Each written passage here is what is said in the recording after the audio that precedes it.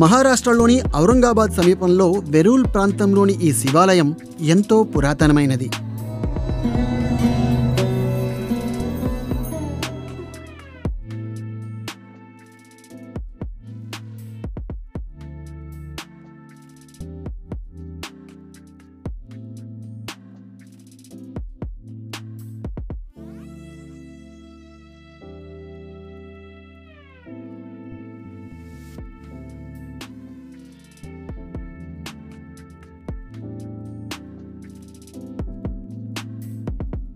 ఈ ఆలయం విశిష్టత ఏమిటంటే ఇదంతా ఏకశిలపై నిర్మితమైంది.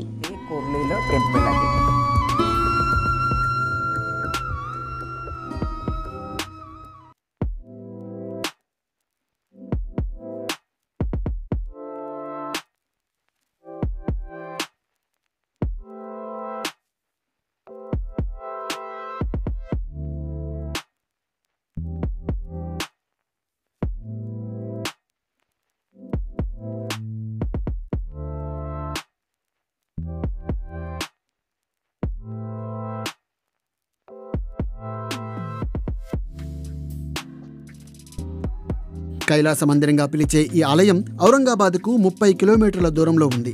ఈ ఆలయ నిర్మాణం కైలాస పర్వతంపై మహాదేవుని నివాసాన్ని పోలి ఉంటుందని చెబుతారు. మంచుతో కప్పి ఉన్న అనుభూతిని కల్పించడానికి ఈ ఆలయానికి తెలుపు రంగు ఉండేది.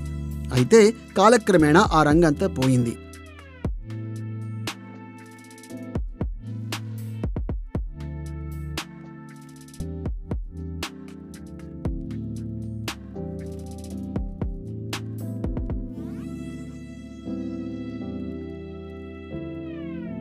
ఈ ఆలయం మరో ప్రత్యేకత ఏమిటంటే దీని నిర్మాణం పైనుంచి కిందకు జరిగింది.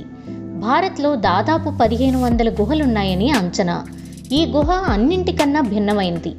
సాధారణంగా గుహల్లో శిల్పాలను చెక్కడం గుహ ముందు భాగం నుంచి మొదలవుతుంది. కానీ ఇక్కడ మాత్రం పైనుంచి కిందకు జరిగింది.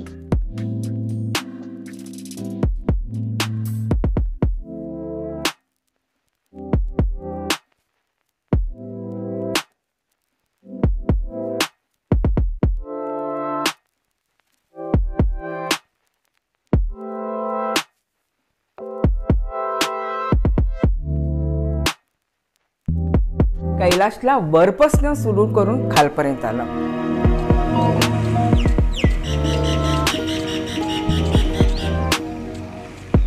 యునెస్కో ఈ ఆలయాన్ని 1983లో ప్రపంచ వారసత్వ ప్రదేశాల జాబితాలో చేర్చింది. క్రీస్తు శకం 757లో రాష్ట్రకూట రాజు మొదటి నరేష్ కృష్ణ హయాంలో ఈ ఆలయం నిర్మించారని, నిర్మాణానికి 150 ఏళ్లు పట్టిందని చరిత్రకారులు చెబుతారు.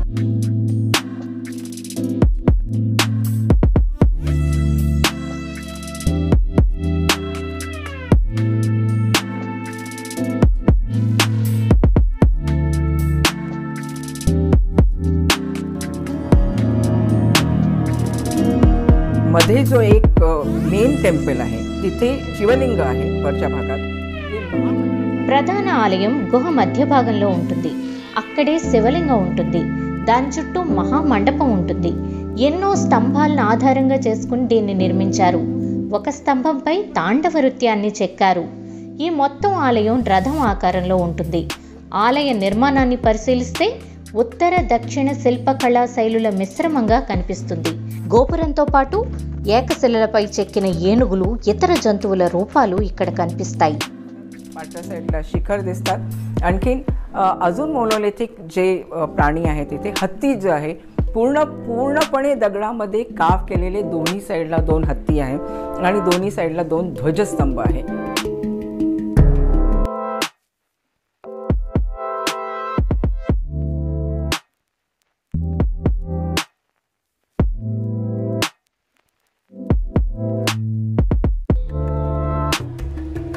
पाणी थांबू नये म्हणून त्यांनी असे डीप ट्रेंचेस केले होते की हे पाणी सगळं खालती निघून जातो. आणखीन आधी जर पाहिलं कैलासमध्ये कितीही पाऊस जरी आला तरी पाणी सगळं झेपून जातो. నీళ్లు నిలిచిపోకుండా చేయడానికి తవ్విన కొన్ని లోతైన కందకాలు ఇక్కడ కనిపిస్తాయి. ఇవన్నీ సరిగ్గా ఉన్నంతకాలం ఇక్కడ నీళ్లు నిలిచిపోవడం అనే సమస్య లేదు. ఇలాంటి నిర్మాణం ఎలా చేయగలిగారని ఎంతో మంది విదేశీయులు ఆశ్చర్యపోయేవారు.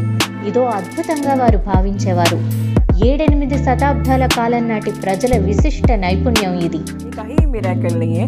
त्यावेळेस जे स्किल आपल्यामध्ये होती म्हणजे 7th and 8th century AD मध्ये पण आणि त्याच्याही पूर्वी ती अद्भुत आहे खरं तर. तिथे काही सिटीज नाही आहे किंवा एलियन्स वगैरे काही नाही आहे.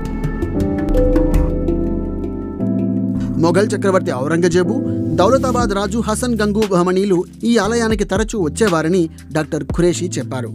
ఈ ఆలయం కింద ఒక పెద్ద నగరం ఉండేదని కొందరు విదేశీ చరిత్రకారుల అభిప్రాయం.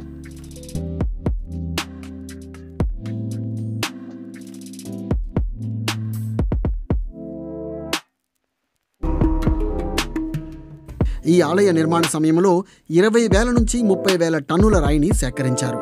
ఆ రాళ్లన్నీ ఏమైపోయాయి అన్నది ఇప్పటికీ సమాధానం లేని ప్రశ్నగానే మిగిలిపోయింది.